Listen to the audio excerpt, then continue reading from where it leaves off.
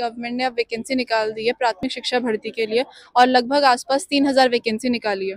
अब सरकार हमारे राज्य में क्या हो रहा है कि गवर्नमेंट डीएलएड इंस्टीट्यूशंस है, 13 डिस्ट्रिक्ट में 13 इंस्टीट्यूशंस है, जिसमें से कुल मिलाकर अभी 327 बच्चे हैं।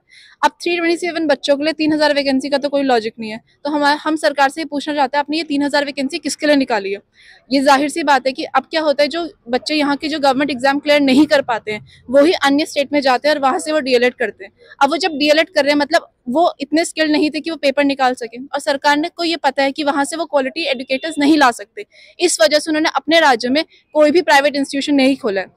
जब सरकार को ये बात पता है, वो प्राइवेट इंस्टीट्यूशन अपने राज्य में नहीं खोल रही है, तो कि वो क्यों बाहर के राज्यों से प्राइवेट इंस्टीट्यूशन वाले बच्चे ले रहे हैं जो कि डिग्रियां खरीद रहे हैं? अब हमारा सवाल ये है, उन बच्चों ने डिग्रियां खरीदी या सरकार को खरीदा, ये हमें नहीं पता, क्योंकि सरकार को बहुत अच्छे से पता है अभी सिर्फ उनके पास 327 बच्चे हैं, लेकिन दिसंबर आने तक उनके पास 1000 बच्चे और रेडी हो जाएंगे। तो वो क्यों उन 1000 को पीछे छोड़ रही है? और क्या उन्होंने उन 1000 बच्चों के बारे में क्या सोचा है? जब 3000 वैकेंसी वो डिग्री खरीदने वालों से भर लेंगे तो हमारा क्या होगा? हमें क्यों गवर्नमेंट इंस्टीट्यूशंस में रेगुलर कोर्स करवाए जा रहे हैं? या तो आप गवर्नमेंट इंस्टीट्यूशंस बंद कर दीजिए, हमारे लिए भी प्राइवेट इंस्टीट्यूशंस खोलिए ताकि हम कोर्स कर सके और हम भी और की तरह ऐसे अप्लाई कर सकते हैं।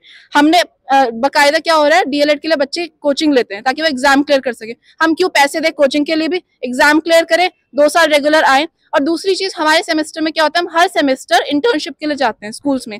उसका बेस क्या है, हम क्यों जाते हैं?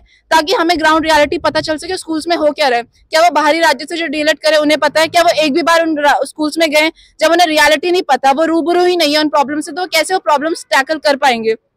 दूसरी चीज, आप लेके आइए, हम वैकेंसी लाने के फेवर में हैं, लेकिन हम ये कह रहे हैं आप क्यों चरणवार वैकेंसी नहीं ला रहे? क्यों आप 1500 वैकेंसी हमारे लिए नहीं छोड़ रहे हैं? या तो हमें भी बोल दीजिए, हम डीएलएड छोड़ के घर बैठ जाते हैं। हमने आज भी यही करा है, हम कोई विरोध नहीं कर रहे हैं, हम कोई धरना नहीं दे रहे हैं, हमारी बात सुबह से कोई सुनने को तैयार नहीं है। हम सीएम से मिलना चाह रहे हैं, सीएम हम बोल रहे हैं 2 मिनट हमारी बात सुन लो, हमारी प्रॉब्लम तो सुनो, हम क्या प्रॉब्लम फेस कर रहे हैं। आप हमने ही तो आपको चुना, आप हमारी प्रॉब्लम नहीं सुनोगे तो हम किसको जाके बोले? आप हमारी प्रॉब्लम सुनिए, हमारी प्रॉब्लम को समझिए, बस हम इतना चाह रहे हैं। और हम चाह रहे हैं हमारे लिए भी वैकेंसी छोड़ी जाए और वो उन लोगों को न दी जाए जो डिग्रियां खरीद रहे हैं। अगला कदम क्या होगा? अगला कदम यही है सर कि अभी तो हम रणनीति बना रहे हैं। दूसरा, अगर कुछ नहीं हुआ तो हम वो कोर्ट तक जाएंगे और कोर्ट तक हम ये बात उठाएंगे, क्यों आप मतलब क्वालिटी एजुकेशन की बात आप क्यों करते हैं, जब आप हमें जो आप खुद ही एजुकेटर्स जो आप पैदा कर रहे हो इन डाइट इंस्टीट्यूशन से, उनको वैकेंसी देने में फेल हो रहे हो। दूसरी बात, क्यों आप डाइट अगले साल भी, अगर मुझे लग रहा है कि जो हमारे पास न्यूज है, अगले साल भी डीएलएड के लिए वैकेंसी आज इन फॉर्म्स आ रहे हैं। क्यों आ रहे हैं? जब आप वैकेंसी इन्हीं को नहीं दे पा रहे, आप क्यों फॉर्म्स ला रहे हो? तीसरी बात, हमारा मुद्दा ये रहेगा, प्राइवेट इंस्टीट्यूशन यहाँ पे भी खोल दो। हम 70,000 फीस दे रहे हैं और वो लोग 50,000 फीस दे रहे हैं। क्यों? हम हर जगह से नुकसान सह रहे हैं और कोई हमारी बात नहीं सुन रहा है। इस मुद्दे को लेकर हम कोर्ट तक जाएंगे।